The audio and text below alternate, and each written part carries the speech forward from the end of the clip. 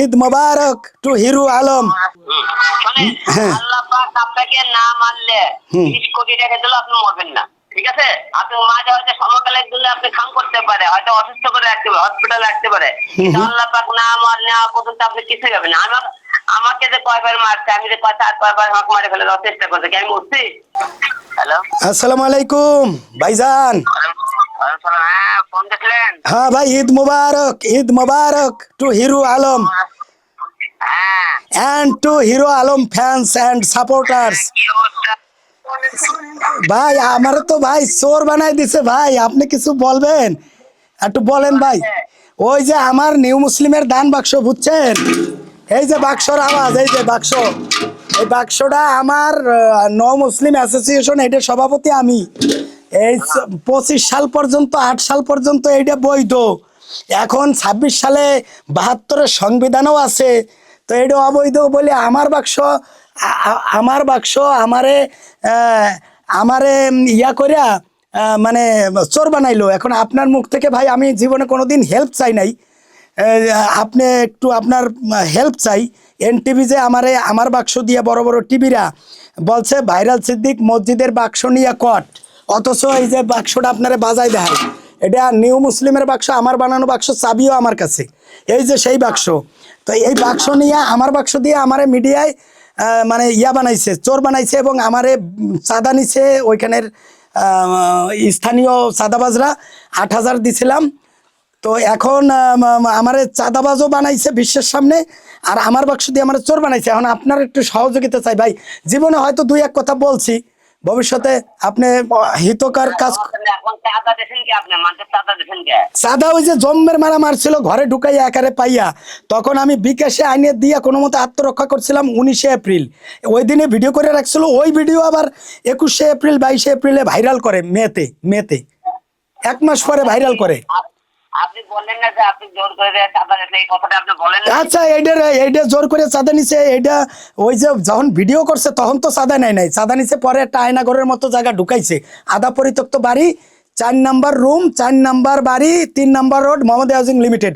আর ওই আমি যে বিকাশে টাকা এনে দিছি ভাই, সেই টাকাটা দিছি 2 নাম্বার রোডের মাহাদি এন্টারপ্রাইজ থেকে 8,000 টাকা উঠাইয়া। এরপরে এই মে মাসে আবার চাঁদা চাইছে, চাঁদা দেয় নাই।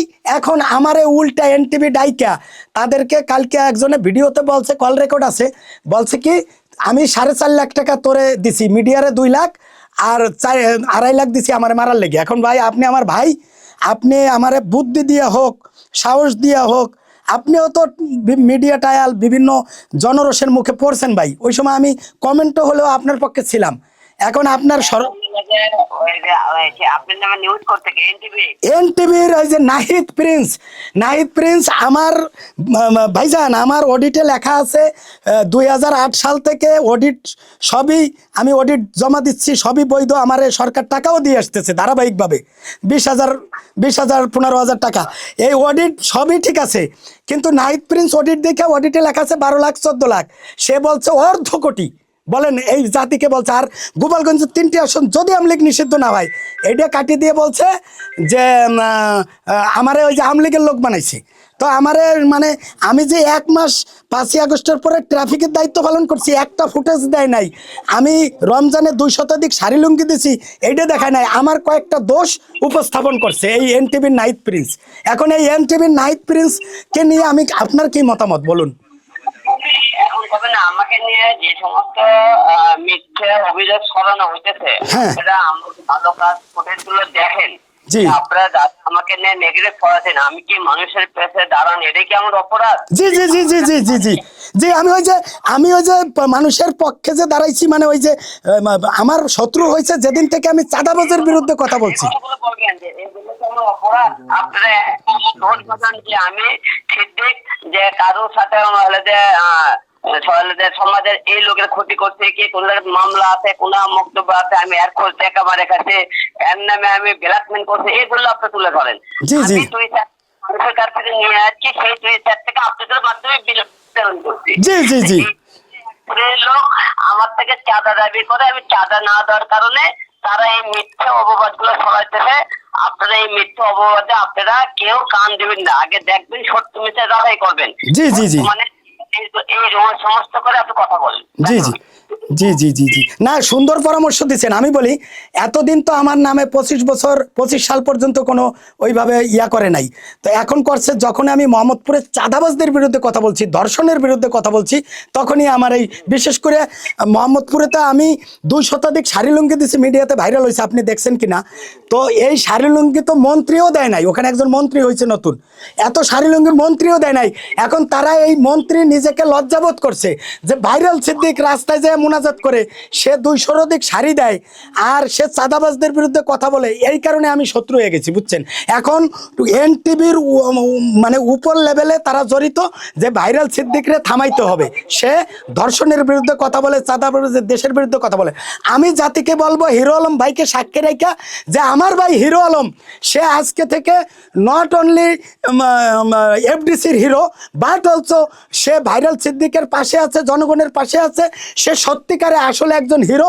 হিরো আলম ভাই সম্বন্ধে আমার যে মন্তব্য ছিল, এটা আসলে তার, হিরো আলম যে মেয়েদেরকে নিয়ে যেটা আসলে করে, এটা তার শুটিং, এটা কিন্তু অন্য কিছু না। এটা আপডেট দিতে বলছি আমি, যেরকম করে এরকম করে আপডেটটা বলেন। জি জি আচ্ছা আচ্ছা, ধন্যবাদ। তো হিরো আলম ভাই আমার পাশে আছে, আমি হিরো আলম ভাইকে ধন্যবাদ জানাই। এবং এই ঘটনাটা হিরো আলম ভাই এইভাবে বলছে যে আপনারা যাচাই বাছাই না করে একটা মুসলিমের দান বাক্সকে আপনারা মিডিয়ার মাধ্যমে বলে দিলেন যে এই বাক্স হলো মসজিদের। আবার বললেন কি হিরো আলম ভাই আরেকটা বলছে যে আমি নাকি মুসলমানরা মুসলমান বানাই। তা আমার খাইয়া কাম আছে, আমি মুসলমানরা মুসলমান বানাবো?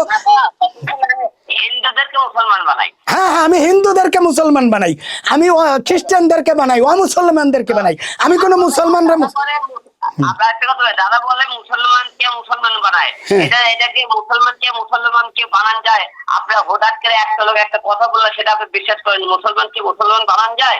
রাইট রাইট, বাঙালি একটা কথা বলেন। জি জি জি জি জি আর একটা বিষয় বলছে যে 1.5 কোটি টাকা মানে 12 লাখ এর অডিটে দেখাইছি, সে বলছে এর বাইরেও ইনকাম আছে।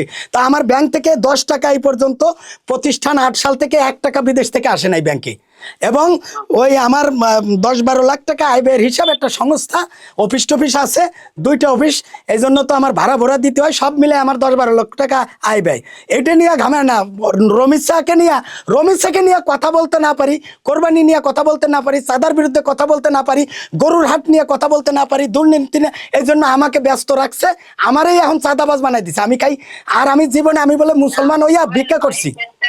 আমার কোনো রেমিটেন্স আছে, হ্যাঁ টাকা পয়সা আছে, তাহলে আপনার সেটা আপনার যাচাই করেন। আমার ব্যাংকে থেকে কোনো লেনদেন হয়েছে কিনা আপনার ব্যাংক অ্যাকাউন্ট দেখেন।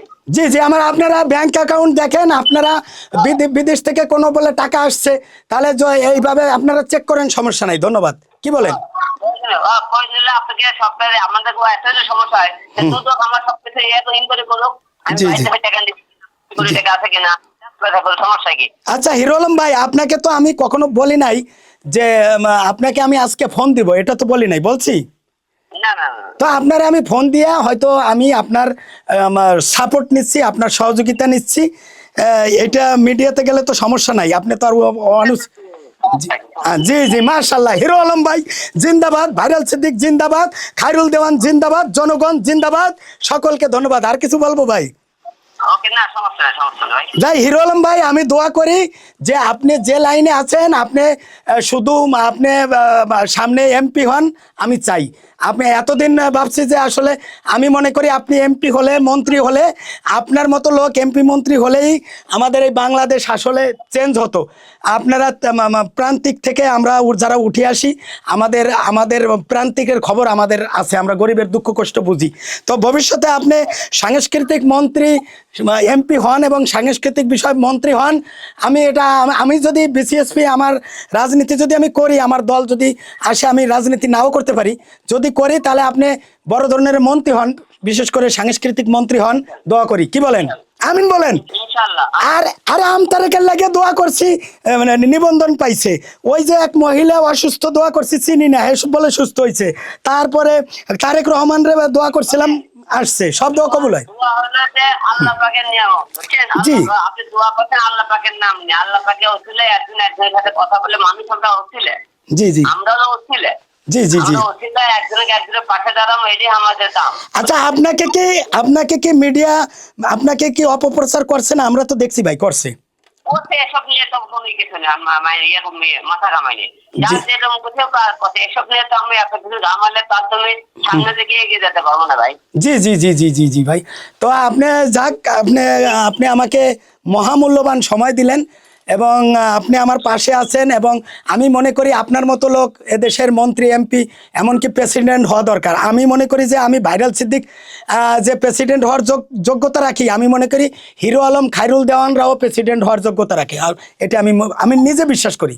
ইনশাল্লাহ ইনশাল্লাহ একদিন এর দেশে কে বলছেন হ্যাঁ। নতুন রায় একদিন শাসন করবে ইনশাল্লাহ। আচ্ছা, যদি শোনেন, আমি যদি কোনো কারণে মানে কোনো কারণে যদি আমার অকাল মৃত্যু হয়ে যায়, সেক্ষেত্রে আপনি জনগণকে জানাই দিবেন যে আমাকে ভাইরাল সিদ্দিক বলে গেছে যে ভাইরাল সিদ্দিকের পরে প্রেসিডেন্ট হওয়ার যোগ্যতা বর্তমানে হিরো আলমের আছে, সে বলে গেছে। এই ভয়েসটা দিয়ে দিন। যদি আমাকে বলে 4 লক্ষ 4.5 লক্ষ টাকা মারার জন্য মিডিয়াকে 2 লক্ষ টাকা দিছে, বুঝছেন? শোনেন, হ্যাঁ। আল্লাহ পাক আপনাকে না মারলে 30 কোটি টাকা দিলে আপনি মরবেন না, ঠিক আছে? আপনি মাঝে হয়তো সমকালের জন্য আপনি খাম করতে পারে, হয়তো অসুস্থ করে রাখতে পারে, হসপিটালে রাখতে পারে, কিন্তু আল্লাহ পাক না মারলে পর্যন্ত আপনি কিছু যাবেন না। আমাকে যে কয়বার মারছে, আমি যে 4-5বার আমাকে মারে ফেলে দেওয়ার চেষ্টা করছে, কি আমি মরছি? মরিনি। আল্লাহ পাক না মারলে কিছু হবে না। আপনি আল্লাহ বিশ্বাস করবেন, এই অসলে থাকবেন।